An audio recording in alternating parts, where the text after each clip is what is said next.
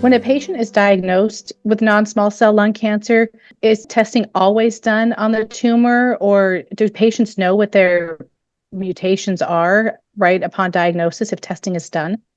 So as a rule of thumb, all patients should be tested. There are exceptions. So for example, in lung cancer, there's the type that we call small cell lung cancer, and there's non-small cell lung cancer. So we usually do not do genetic testing on small cell lung cancer because often these tumors do not have a genetic abnormality for which we can actually give treatment for.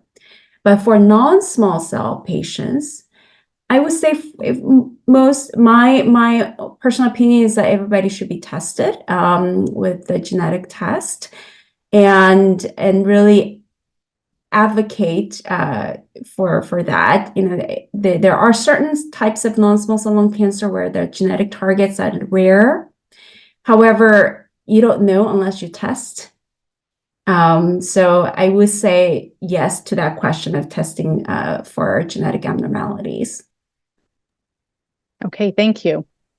So can you speak to the priorities for newly diagnosed patients, particularly populations who may have poor outcomes? Mm-hmm. So I think there are priorities when it comes to research, and then there are priorities for individual patients, right? So from a research standpoint, as I mentioned before, I think really the priorities to develop strategies so that we're truly personalizing treatment for each patient, and we're not giving this kind of generic treatment for a bulk of the patients. So from a research standpoint, really understanding the biology, understanding what works for what patient, I think that's extremely important. On the individual patient level, we sort of alluded to this earlier, but really knowing the cancer we're dealing with is extremely important. Know your cancer stage. Ask what your cancer stage is. Know the type of lung cancer that you have. So I would say, as of now, I can think of 12 or 13 different types of lung cancer that I want to make sure I know that patients, what the subtype is. So know your subtype of lung cancer. Ask those questions. If the knowledge is not known, if they say, your stage is not very clear, your subtype is not clear, then ask why that is, what type of additional testing that needs to be done. So I think those are the type of questions that each patient and their family member should really ask. And in terms of the poor outcome question, I think the first thing I would say is if a doctor tells you belong to a group of patients who's going to have a poor prognosis, then ask why that is, right? And understand the reasons for that. And if that's once you understand, I think I'm a big proponent of getting second opinions. Because a lot of these treatments, and there's a lot of medical judgment involved when we recommend treatments, and you just want to get a different perspective with the same type set of information. So really being advocate for yourself, I think that's extremely important when you're first diagnosed. Great, thank you. You mentioned two things I also feel strongly about. I don't have lung cancer, I have a different type of cancer. But you said that patients and family members can ask questions. Having an advocate with you at all times, if that's possible, a family member, a friend going with you, I think is super important. And also getting a second consult to understand your diagnosis better. I appreciate you say that because some of us are a little bit reluctant to do that, maybe afraid of offending our doctors. So I appreciate that as a patient myself. So thank you. Okay, so talking about disease progression and recurrence, particularly for metastatic non-small cell lung cancer, what should patients know?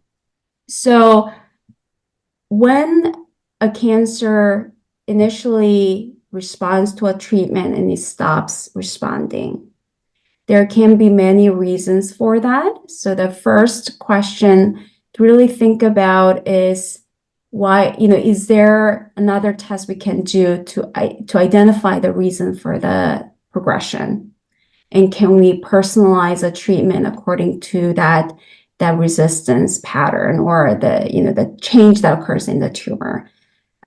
This is more relevant to patients who get a targeted therapy, but I think it's a good sort of rule of thumb in terms of asking your doctor why that is, and is there more testing that's required. And the second I would say is once the cancer progresses after the initial treatment, then unfortunately in lung cancer, the treatment options are much more limited and the effectiveness is very limited as well. So it's really at that juncture to really seek out clinical trials. There are many trials that are out there. So really working with your doctor in identifying these trials. If there is a academic center that's close to you, at least inquiring about that. In lung cancer, fortunately, there are many wonderful advocacy groups, and these advocacy groups can be great resources in finding out about clinical trials and where to seek out opinions. So I think it does require some homework at the time of progression, but really seek those out. Okay, thank you. Now, if a patient does have an interest in a clinical trial, say maybe their cancer has progressed, would they seek out that trial through the academic center itself? If say maybe they live in a rural area and they don't have access, would they contact the academic center itself, or would they seek out a specialist like you first to ask about those clinical trials? So they sort of come together in a way because a lot of the specialists are in academic centers.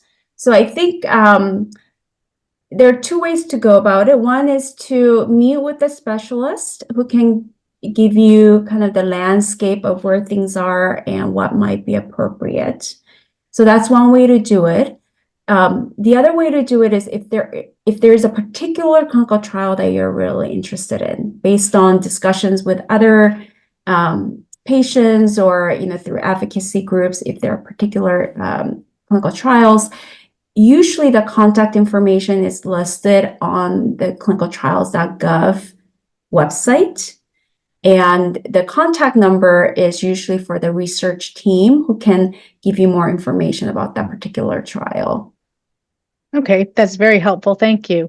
And thank you for this overview. I just want to recap a couple of points that you made that's really important for patients to know. You had mentioned knowing their type, their subtype of lung cancer, knowing their stage and knowing their mutations, and having an advocate. I think those are all really great tips that you gave.